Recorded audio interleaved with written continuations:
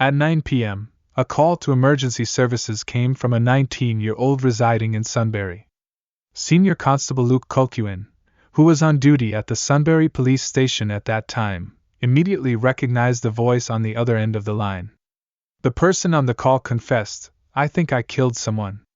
I didn't want to, but I did it. He came, he didn't seem scared. I strangled him. He's on my bed. It feels so good."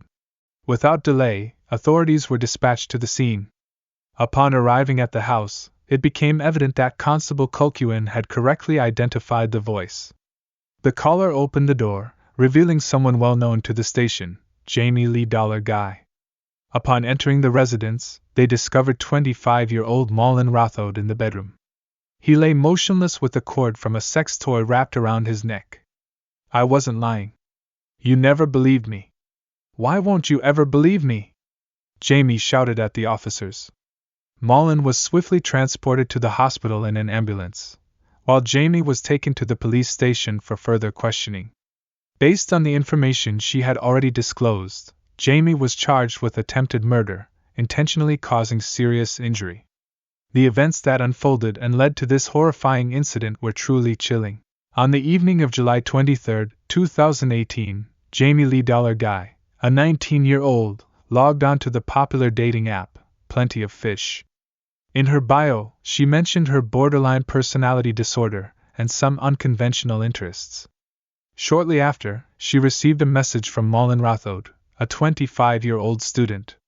They engaged in a conversation about their profiles, which took a sexual turn. They decided to meet at Jamie's house, with her planning to dress up and wear her favorite perfume. Malin assured her that he would arrive around 8 p.m. and would text her when he was outside. With that, he closed the app and began preparing for their meeting. 4 years earlier, Malin had moved from Gujarat, India to Australia to pursue his master's in accounting. He had successfully built a new life for himself, studying at Charles Sturt University and working part-time as a delivery driver. Malin was an only child and had a close relationship with his parents, speaking to them daily. They had even sold their bungalow to support his dream of studying in Australia. Malin was known among his friends as a happy-go-lucky and hard-working individual. He was humble and had earned the respect of his professors, who had offered him a job upon completing his course. This opportunity would allow him to stay in Australia permanently, a testament to his dedication and achievements. Jamie arrived at the station and engaged in a lengthy conversation. She began by expressing her frustration with the events of the day, and the moment Malin agreed to meet her, she knew she had sinister intentions.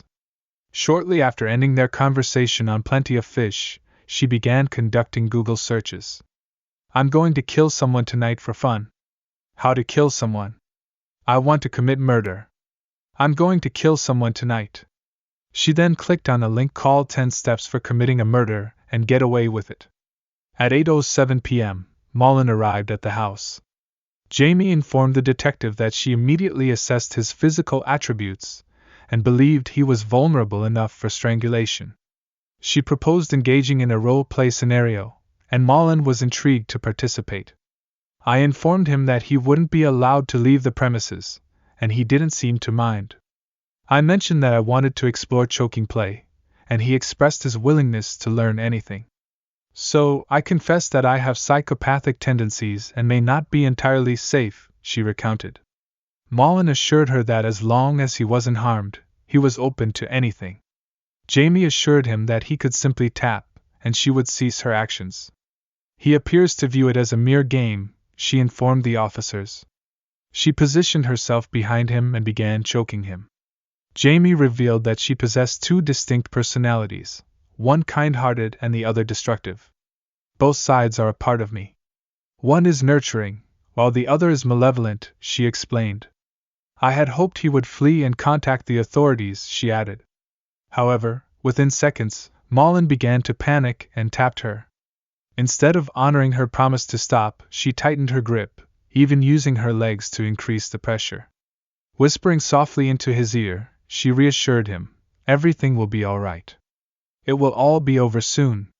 At this moment, Malin struggled to break free from her grasp, but eventually found himself lying on his stomach with Jamie sitting on his back.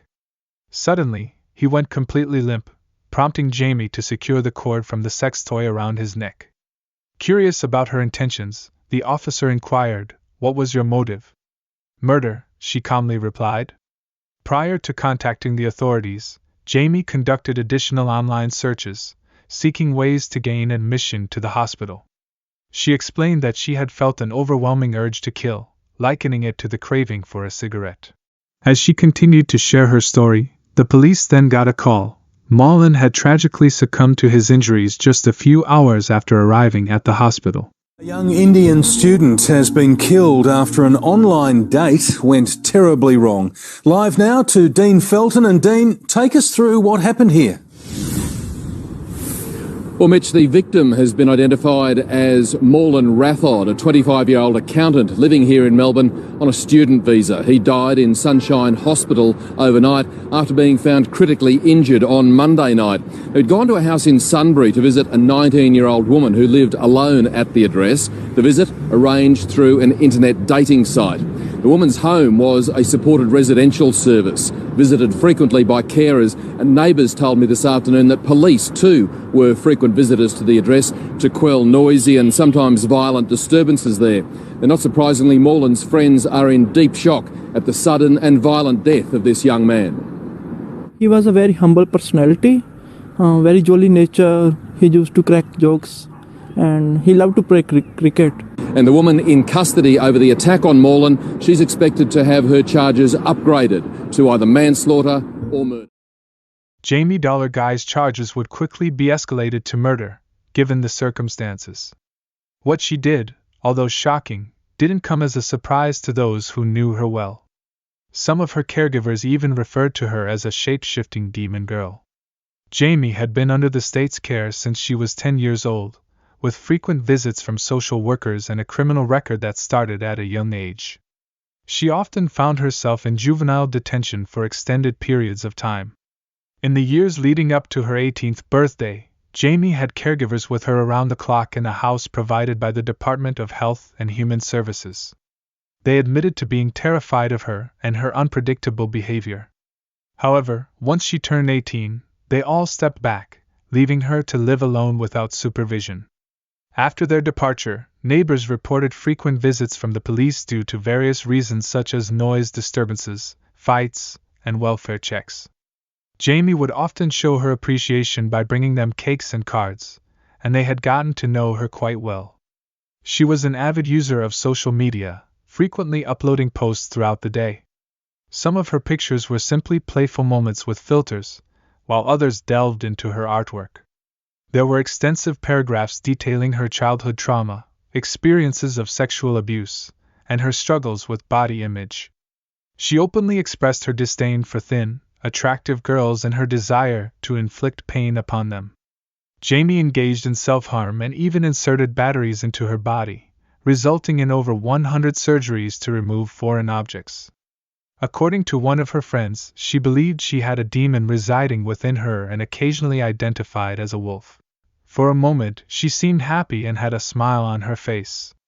But in the blink of an eye, she transformed into a raging beast, snarling and growling like a wolf, even biting people.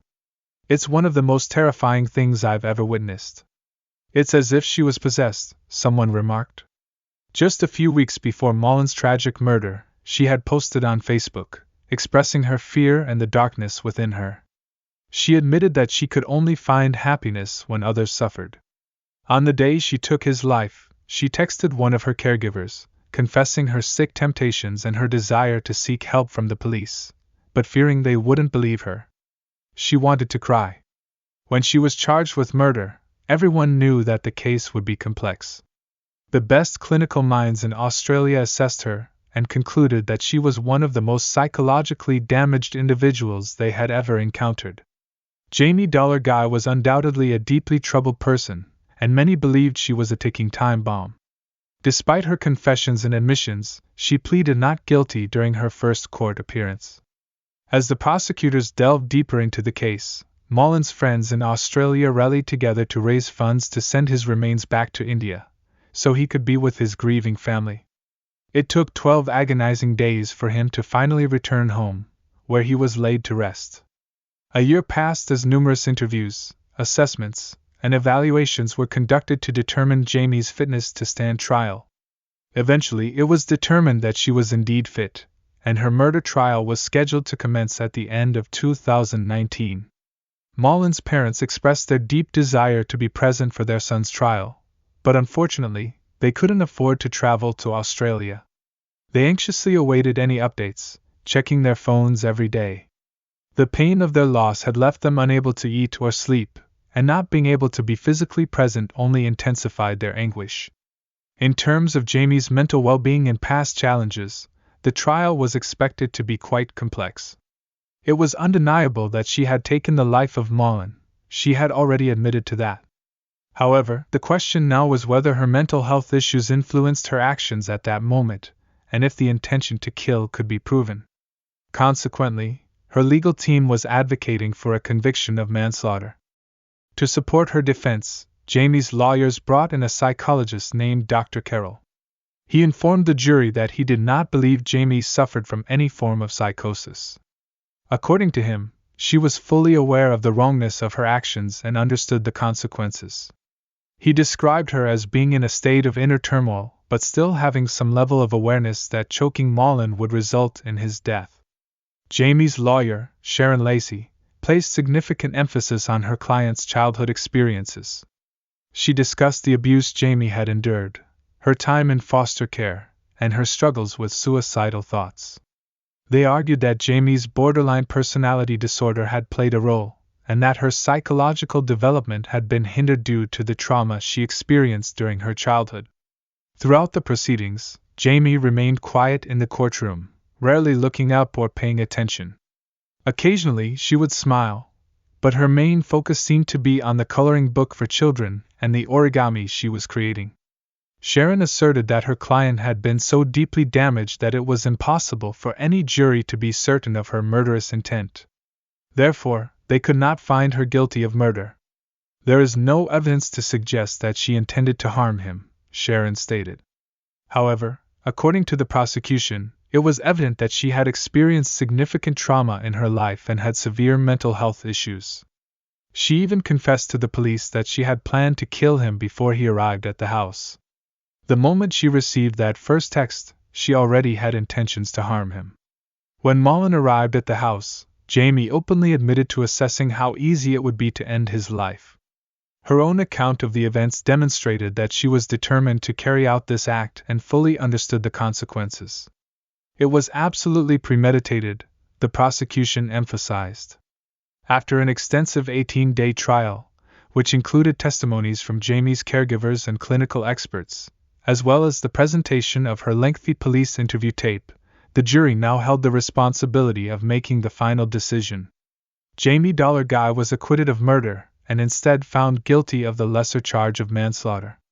It's safe to say that this decision left many people shocked and bewildered.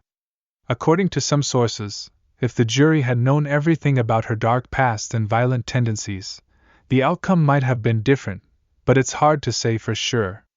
Those who had cared for her, even for a short period, argued that she should never be released as she is far too dangerous. The judge, addressing Jamie, said, "You took the life of a young person who had done nothing to harm or provoke you." He was completely trusting and unsuspecting. Although manslaughter carries a maximum sentence of 20 years in Victoria, Jamie Lee Dolheguy was sentenced to 9 years in prison, with a minimum term of 5 years and 6 months. However, considering she had already served just over 2 years, she could potentially be out in just over 3 years. Mullen's parents were absolutely horrified. Everyone knew that she posed a high risk, and even the social workers were afraid to be alone with her. Yet, she was still allowed to live on her own, with people coming and going as they pleased. And to make matters worse, she could potentially be released in just a few years. It's difficult to predict what will happen after these few years in prison for Jamie Dolheguy and how this situation will be handled. This case has been deeply unsettling, disturbing, and incredibly upsetting to investigate in so many ways. We're eager to hear your thoughts on it. One thing we do know for certain is that Maul and Rothod lost his life in a truly horrifying manner, at the hands of someone he had trusted. The moments leading up to his death must have been unimaginable. His father expressed, "We are now alone in our old age. We miss him dearly, but we have come to accept the truth. Our son will never return, but he will forever remain in our memories and in our hearts." If you're still here, don't forget to like and subscribe, this will help my channel to grow. Thanks for watching.